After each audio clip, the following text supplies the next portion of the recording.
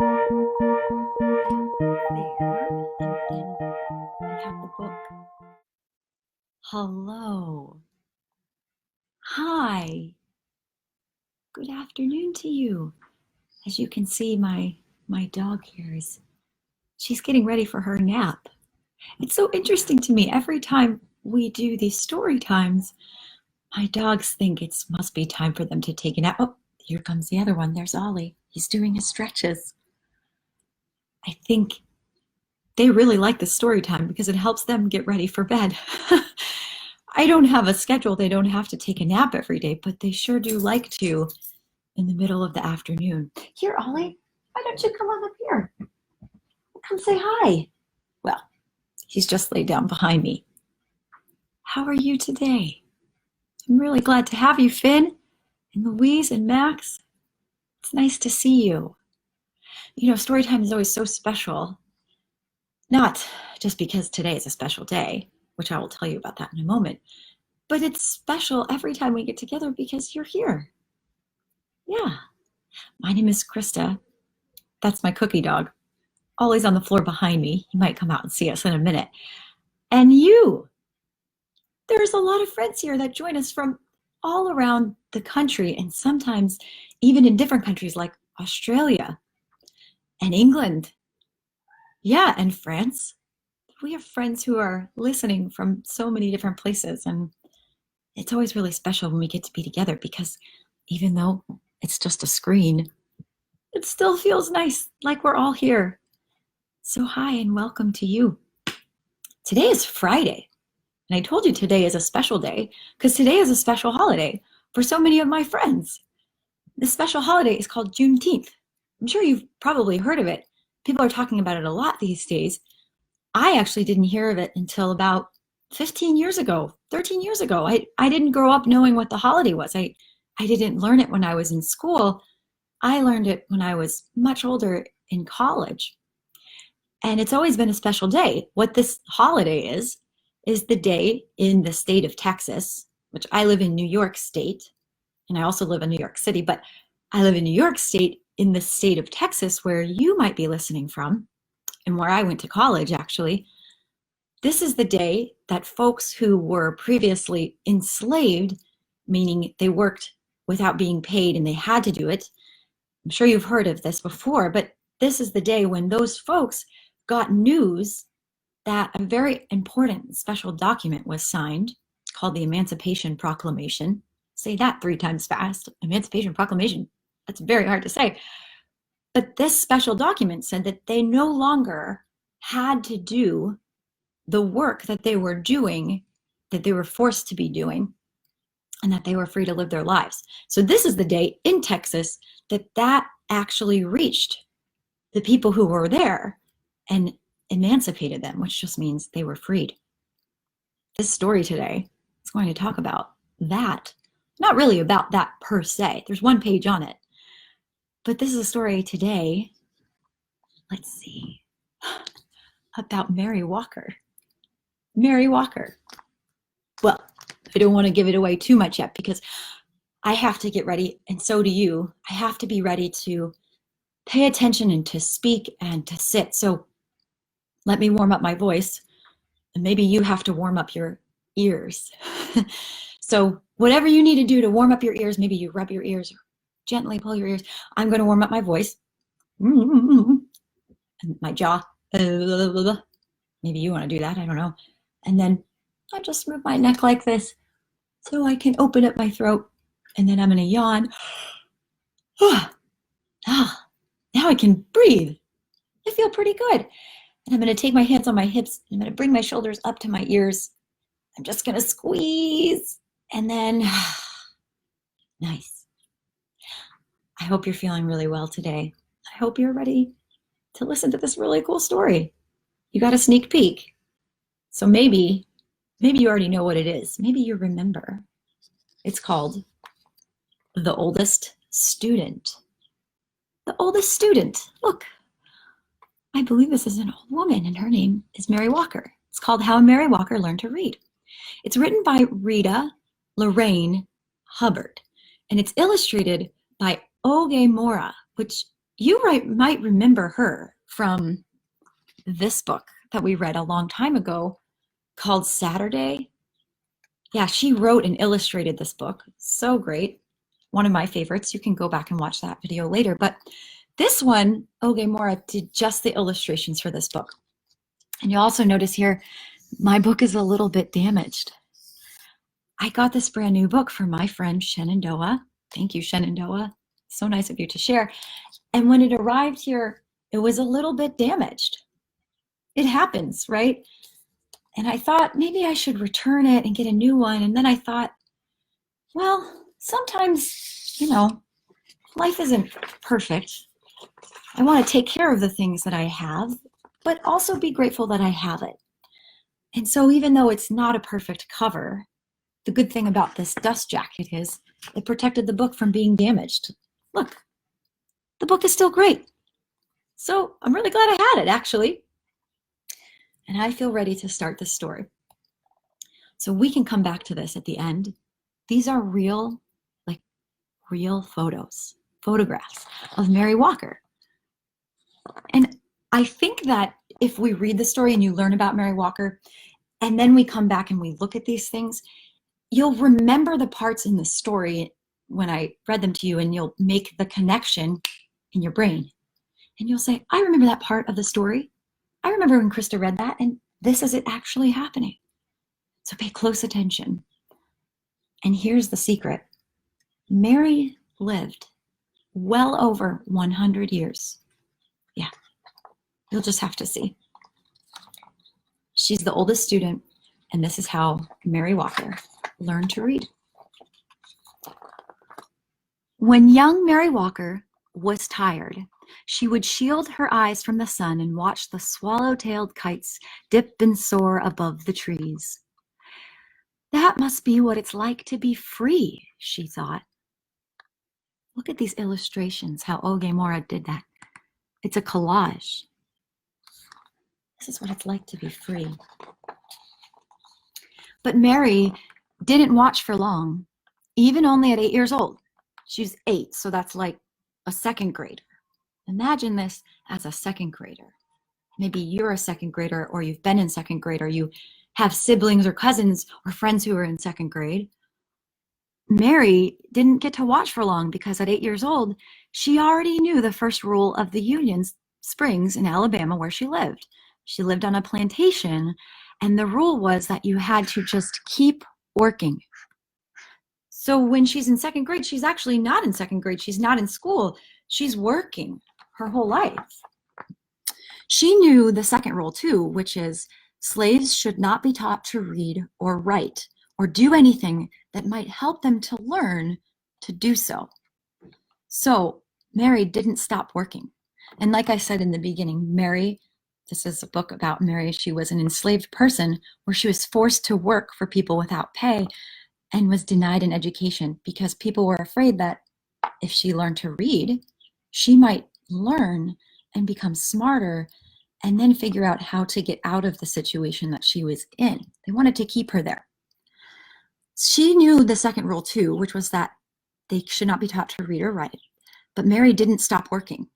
She didn't learn to read either. But at the end of each long day, picking cotton, toting water to Papa and the other slaves who chopped wood for the train tracks, or helping Mama clean the big house, she would lie in her little bed next to the crumbling fireplace and think about those birds. When I'm free, I'll go where I want, and I will rest when I want, and I'll learn to read too. So freedom, I just want to pause there for a second and say, free, when I'm free. That's very fascinating to me because I don't know what it's like, and you don't either, to not be free. And that just means that she couldn't decide when to rest, and she couldn't decide if she wanted to read something, and she couldn't decide when she was going to eat or anything. Her life was completely in control of the people she worked for. So it was a very hard time for her, and she's dreaming of when she could be free like the birds. But here comes that big phrase I said earlier. When she was 15, it happened. Mary and her mother, brothers, and sisters were free. The Emancipation Proclamation said so. That's that piece of paper I told you that became a law that said everybody was free. Everybody was free. But what it didn't say was how a family with nothing except the tattered garments on their backs could find food. It didn't say how they could find food. Remember, they didn't have anything. Everything they had belonged to somebody else. And it didn't say how they could find clothes or a place to sleep. Mary's father had died, and now the family was on its own. So Freedom Road to Freedom Road, across fields and through woods, ex-slaves surged like waves crashing hard to shore. Because now that they were free, every road was Freedom Road. Every road they could take could make them free. Many headed north and west and every which way, searching for long-lost family members or simply just experiencing the wonder of being free and able to go wherever you wanted to go. You like the road here? It's really pretty. Others, like Mary, chose to stay in the South. An organization called the Freedmen's Bureau helped those who stayed to find shelter on abandoned Confederate land. Mary and her family settled into a one-room cabin. It'd be like a house with just one room that everybody had to live and sleep and eat and relax in and work in. That's a lot. It's just one room. It's a small place. And for the next few years, thankfully, she worked alongside her mama to help feed her siblings. So it was good that she had a place to sleep, but it wasn't the ideal situation. Because 7 days a week, she churned butter, cleaned homes, and cared for other people's children. 7 days a week. That's every day of the week with no break, ever. The hours were long, and Mary was thirsty. And if she was thirsty or hungry and needed to use the outhouse, which is the bathroom before we had indoor plumbing, you had to go to the bathroom in an outside little house, a hut, she had to wait until she got home. She had to hold it all day. And at week's end, she would offer Mama the one lonely quarter she had earned. So she worked all week. This is a long time ago, but she worked all week for just one quarter. And you know, some of us get a quarter when we lose a tooth. Some of us even get a dollar bill when we lose a tooth. And so Mary worked so hard all week long. And this really happened to her. This isn't just a story. This is a story about a real woman. So I try to keep that in my brain sometimes when I read beautiful stories like this, where the illustrations are beautiful.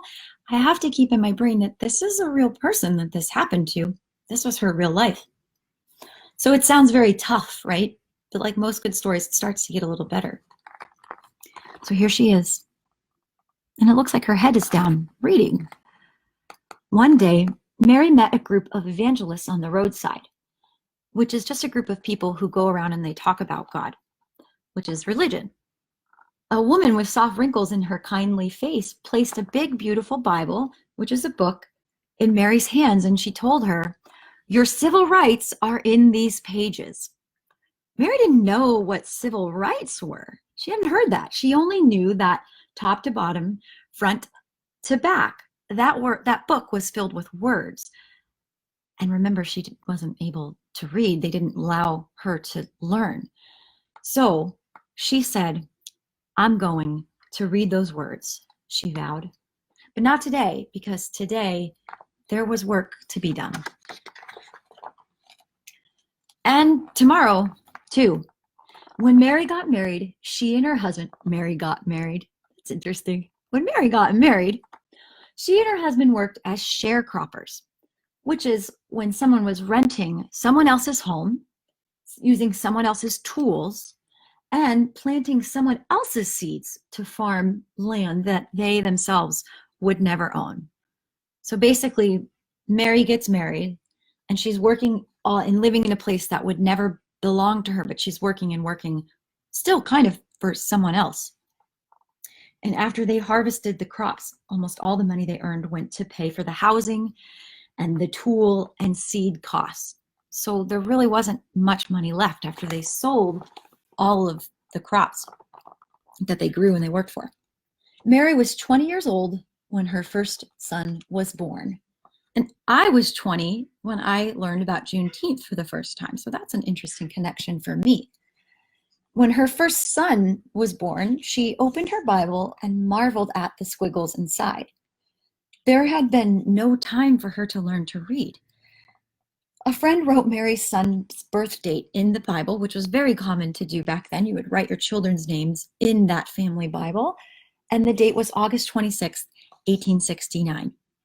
We're in 2020 right now. That's 1869. This is a long time ago, a bit ago. And then Mary dipped a pen into an inkwell and she made her own mark beside it. It wasn't a letter, not a name. It was just a mark because it was just the best she could do. And I like that. It didn't have to be perfect. She didn't have to know how to read or write, but she still tried. And I really like that. I think that's important. One day, Mary's husband died and she married again, and a second child was born, and then a third child. Mary made marks for these sons too. So now she had 3 growing boys. More money, that's what we need, Mary thought. But the only other jobs available to Black women were as maids, someone to clean a house, as nannies to take care of children, like some of you have a nanny now, or as cooks. The hours were very long, with only half a day off on Saturdays, and like sharecropping, remember when they were renting the land and the tools, they didn't pay that much. So Mary sighed. Words would have to wait. Reading would have to wait. So for the next 4 decades, which is about 40 years, Mary sharecropped and did odd jobs just to support her family. In 1917, Mary's family moved to the little city of Chattanooga, Tennessee. That's a fun name, Chattanooga. Can you say that? Chattanooga, Tennessee. It was the year of Chattanooga's Great Flood. So this is a part of history too that was really challenging for so many people. The story was in all of the newspapers, but the problem was what? What do you think was the problem? It was in the newspapers. Mary could only read the pictures. She could only study the pictures. She couldn't read the words to understand what had happened. But by now, Mary was 68. She was too old to sharecrop, but she continued to work by cooking, cleaning, and taking care of children. She also fried fish, baked cakes, sold sandwiches to raise money for her church. And on Sundays, she would sit in the congregation, and as the preacher spoke, she would clutch her family Bible, the Bible she still couldn't read. See here? She's holding that. So part of me also wonders if she couldn't read because she didn't learn to read when she was growing up while she was enslaved and having to work. Part of me also wonders if her children were able to learn to read. And then that makes me think about her children's children too. So I know that there was a big effect on her ability to read and go on through life. That's a lot. It affects a lot of people. So we are over halfway. I want to take a stretch for a moment, clear my throat, because this is where the story, Mary's story, starts to change. She's 68 years old. It feels like her whole life has already been lived. But there's another part to her life that we're getting to now. Here she is. When Mary was well past 90 years old. I don't know many 90-year-olds. She and her husband sat in their creaky rockers while one or another of their sons read to them. Oh, that does make me happy. Her sons did learn to read, so that's wonderful. And several years later, her eldest son died too. He was 94. That's so wild. So Mary had lost 2 sons and her oldest son when he was 94. So how old would that make Mary? Well, Mary had outlived her entire family. She was 114 years old and all alone. So this is a real story. This is her real life. She lived to 114 years old and was all alone. Her whole family had passed away. Can't read, she said. Can't write. I don't know anything. And Mary stood at the window of her retirement home and gazed down at the world below. Words were everywhere, on billboards, on buildings, on store windows and trucks. And she sighed. She went, all this time, she thought, and they still look like squiggles. She look at her face here. And remember that she sighed also. So how do you think she's feeling, being 114 and saying all this time, it looks like squiggles, I still can't read? Think about how she's feeling there. Mary had heard about a new reading class held in her building. Whoa, she pursed her lips like this. No more waiting, she decided. It's time to learn. Out of her apartment, into an elevator, and down to the lobby she went. So she lives in a place with a lot of other people who are probably older as she is. And she saw people sitting under a sign with a picture of an open book, but she could not read the words.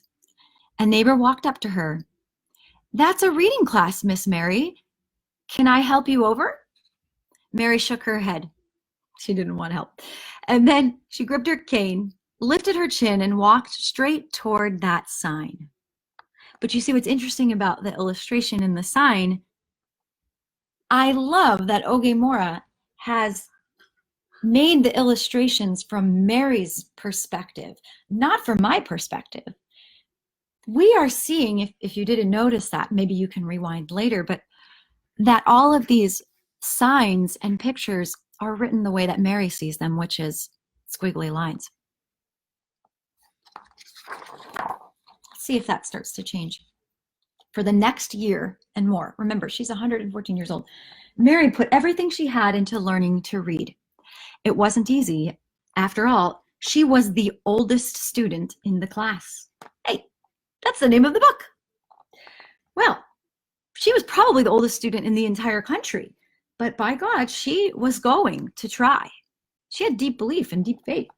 So she studied the alphabet until her eyes watered. She memorized the sounds each letter made and practiced writing her name so many times that her fingers started to cramp.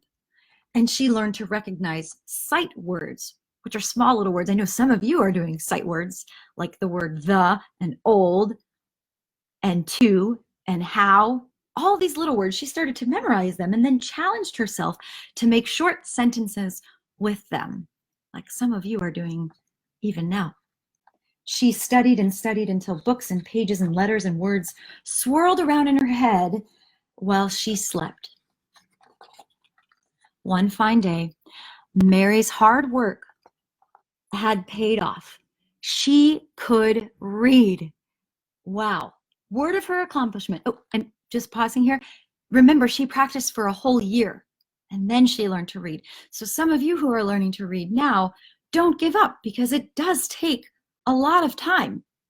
Even if you're not 114 years old. I think it takes a long time for a lot of people.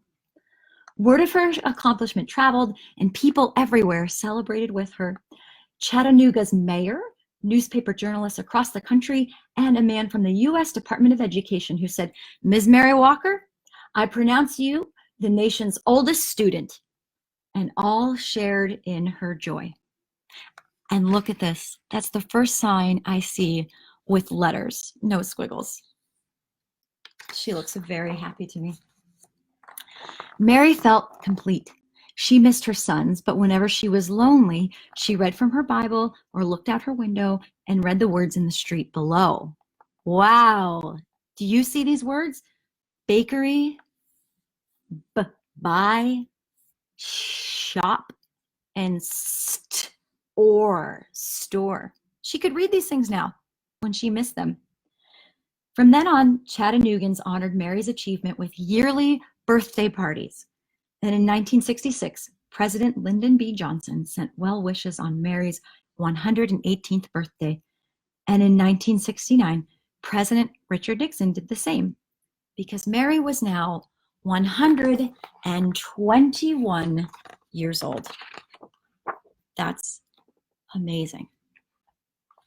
Think of the whole scope of her life, starting out not free, working so hard, not being able to read, losing a husband and having children, And now she's finally learned to read. She's 121. Mary received many gifts over the years. She received a radio, a sofa, her very first television, which was a big deal back then because televisions were so expensive and very rare, a new Bible, the key to the city, and perfume and champagne from the Canadian Mounties. She also received something that brought back those long days in the Alabama cotton fields, her very first airplane ride. From the cockpit window, Mary gazed at the trees and rooftops below. No different than a horse and buggy ride, she joked, but she knew it was very different. As the airplane dipped and soared, just like that, just like those swallow-tailed kites of long ago, Mary decided that flying was a lot like reading. They both made a body feel as free as a bird. Each year before her birthday celebration came to an end, someone would whisper, "Let's listen to Miss Mary. Let's listen." The shuffling and movement would fade away until everyone was still and not a sound was heard. Then Mary would stand on her old legs, clear her old throat, and read from her Bible or her school book in a voice that was clear and strong. See, just like me, she had to get ready to read. I'm just like her there, to get ready to speak clearly. And that's what you'll do too when you have to read to your friends or your family. You have to make your voice clear and strong, just like Mary. And here's the last page. It says, when she finished, she would gently close her book and say, "You're never too old to learn." And if Mary Walker says it, I'm going to believe it. Because remember, she was 114 years old, which is so much longer than most people live. She was that old when she learned how to read. I don't know about you, but reading is challenging. It's challenging enough for a child, but I also think it might be very challenging for someone who's older and has worked and lived such a long, full, and hard life. Yeah. Are you ready for those pictures I promised you? Here they are. I'll start from this side and I'll read the captions and points so that you can see what's happening. Okay, so right here, this is Mary. She's reading her favorite book, which is the Bible. Do you see, remember, how old was she when she learned to read? Look at how old she is. And then there's Mary's first airplane ride. Well, she's wearing a nice fancy hat. She looks very happy. And here is Mary being feted on her 99th birthday. Do you know what a fête is? It's a French word, Creole word for party. A fête. She's being feted on her 99th birthday. And then I go over here. Remember, 99th. That was before she learned to read. Before. Here she is, right up here. She is 121 in Chattanooga. It's a cool birthday party. And here, this is Helen Kelly. She presents, not Helen Keller, but Helen Kelly. She presents Mary with her first graduation certificate, which declares that she can read. And then the last picture over here, there, I got it. There we go. It says, this is her reading to her teacher, Helen Kelly. So that's where she's learning to read. This is her diploma. It's kind of incredible when you think about her life. So this is an author's note about her life that goes into more details and just more of the things that she did with her life. She enrolled in CALM, which is the Chattanooga Area Literary Movement, in 1963. And then by 1964, she knew how to read, write, add, and subtract, do math, because remember, she didn't go to school. So there's just so many amazing things about her life. And I hope that when you read the story and you learn about Mary Walker, it makes you want to learn more about her and other folks who were like her, who after they had been enslaved and forced to work and the Emancipation Proclamation came to their lives. I would love for you to research some people who they had their lives completely changed, but not a lot of resources to help them start a brand new life where they could be free. Because it happened to so many, many, many people. Mary Walker is just one person. And her story is really incredible. It fills me with a lot of hope, and it makes me very happy. And I know not all the stories of folks who were formerly enslaved were happy. Most did not have a happy ending. But I'm really glad that Rita Lorraine Hubbard wrote the story for us to learn more about Mary Walker today. And I'm really glad that Mary Walker has inspired me and probably inspired you to learn no matter how old you are and to never give up. That's my thought on that. Well, it's been a great story time. I'm so glad that you've come over to my house. I'm just going to put the dust jacket back on. I always take care of my things. Put it back on my bookshelf behind us. And I'd just like to say I hope that you have a very nice weekend. I hope you enjoyed our time together. And if you're going to take a nap like little Cookie is, you have a nice sleep. I hope that this weekend you can think of someone to help and to express your gratitude, your appreciation for the ways that they help you learn, and the ways that they help you do hard things. There's a lot of people out there that help you. And I hope that you can give someone a big hug and say thank you. Or, hey, I see the work you're doing to help me. I see you working so hard and I appreciate it. How can I help you? We can all help and love each other. So thank you for listening. It was so nice to have you. This was a longer story today, but I like stories we can learn from. So I hope you enjoyed that. I will see you next week here. Same time, same place. Bye-bye.